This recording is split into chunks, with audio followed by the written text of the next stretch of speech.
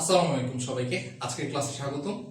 তো আজকের ক্লাসটা করার আগে ভাই একটু কিছু কথাবার্তা বলে নিই। তোমরা অনেকে থিওরি পড়তে চাও না, রাইট? তো আজকে দেখো থিওরি থেকে একটা এমসিকিউ আসছে, ঠিক আছে?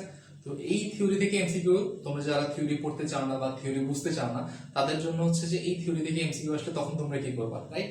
তো এই জন্য থিওরি পড়াটা খুব বেশি ইম্পর্টেন্ট। থিওরি পড়লে তোমার মাঝে মাঝে কিছু প্রশ্ন সলভ করতেও অনেক বেশি ইজি হয়ে যায়। আচ্ছা, আজকে এই টাইপের একটা প্রশ্ন দেখো।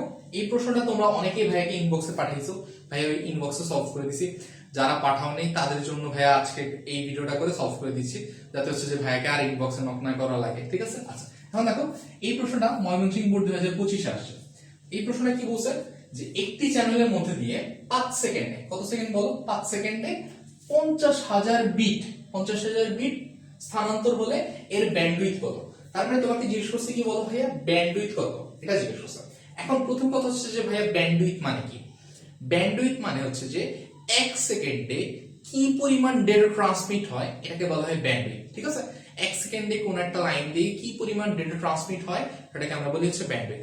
এখন দেখো তোমাকে বলছে কি 5 সেকেন্ডে, তোমাকে কি 1 সেকেন্ডে বলছে? বলেনি, 5 সেকেন্ডে বলছে। তার মানে 5 সেকেন্ডকে আমরা কিসে কনভার্ট করে নেওয়া লাগবে? 1 সেকেন্ডে। তাহলে একটু উইকিক নিয়মে ম্যাথ করি।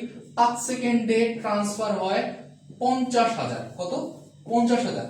50,000 কি বিট না? 50,000 বিট। আচ্ছা, এটা কি বলো? 5 সেকেন্ড। এবার আমি এটাকে কিসে কনভার্ট করতে চাই? 1 সেকেন্ডে। কারণ ব্যান্ডউইথ মানে কি? ব্যান্ডউইথ মানে হচ্ছে 1 সেকেন্ড। 1 সেকেন্ডে কি পরিমাণ ডেটা ট্রান্সমিট হয়? তাহলে এটাকে যদি 1 সেকেন্ডে কনভার্ট করি, 1 সেকেন্ডে কনভার্ট করলে কি হয়ে যাবে? এখানে উপরে কত চলে আসবে? উপরে চলে আসবে হচ্ছে 50,000, আর নিচে কত চলে আসবে? নিচে আসবে হচ্ছে 5, ঠিক আছে?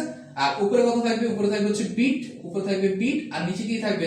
Second, right? তাহলে এখন ডিভাইড করলে কত পাবো? ডিভাইড করলে ভাইয়া পাবো হচ্ছে 10,000। এই যে 10,000, এখানে কি হবে? বিট, বিট পার সেকেন্ড, ঠিক না? Bit per second, bit per second. এই বিট পার সেকেন্ডকেই বলা হয় বিপিএস। বিট পার সেকেন্ড কি বলে বলো? বিপিএস।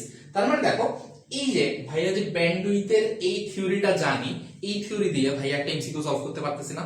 তার মানে থিওরি জানাটা খুব বেশি ইম্পর্টেন্ট। তোমরা যারা থিওরির প্রতি অনীহা আছে, মানে থিওরি পড়তে চাও না, তারা দয়া করে ভাইয়া পরীক্ষার আগে যারা 95 বা 95 প্লাস নাম্বার পাইতে চাও, তারা কষ্ট করে থিওরি ক পড়বা বা থিওরি পার্টটা পড়বা। তাহলে যেটা হবে যে তোমার যদিও যদিও তুমি ম্যাথ দিয়ে 80 পাবা, আমি জানি ম্যাথ দিলে মোটামুটি 80 পাওয়া যায়, কিন্তু কথা হচ্ছে থিওরি ছাড়া তুমি একটা ভালো নাম্বার আশা করতেই পারবা না, ঠিক আছে? থিওরিটা পড়া লাগবে। তাহলে দেখো এটার আনসার কত হবে বলো? এটার আনসার হবে এই যে 10,000 এমবিপিএস, ঠিক আছে? 10,000 বিপিএস হবে। ওকে, তাহলে এটার আনসার কি?